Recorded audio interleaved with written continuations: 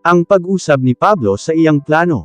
Ikalawang Korinto Kapitulo 1 versikulo 12 hanggang 24. Mao kini ang among ikapasigarbo, nagkinabuhi kami nga matarong ug wala gayoy ikasaway sa among pagtagad ngadto sa mga tawo, ug labi na gayud kaninyo.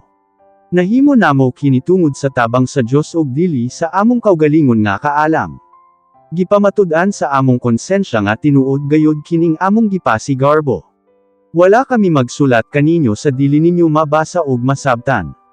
Bisan kon dili ninyo kaayo kami masabtan karon, naglawom ako nga moabot ra ang panahon nga masabtan gayud ninyo kami, aron nga sa pag-abot sa atong Ginoong Hesus ikapasigarbo ninyo kami ug kamo ikapasigarbo usab namo. Tungod niining akong pagsalig, nagplano ako kaniadto nga mo bisita una kaninyo aron nga sa ikaduha nga higayon makatabang kamo. Nagplano ako nga mo hapit una diha kaninyo kon mo adto na ako sa Macedonia, ug sa akong pagbalik gikan sa Macedonia mo hapit ako pag-usab diha aron matabangan na pud ninyo ako sa akong pag-adto sa Judea. Mauunta kadto ang akong plano. Apan tungod kay wala kami makadayon, nagkahulugan ba kini nga dili masaligan ang akong gisulti.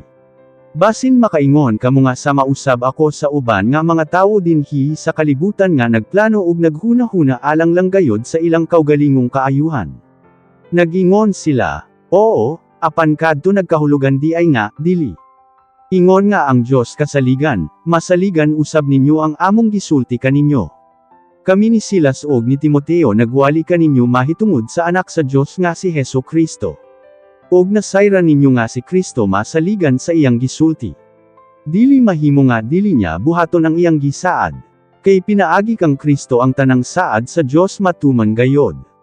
Ug pinaagi kang Kristo mo ingon kita og, amen, alang sa himaya sa Dios.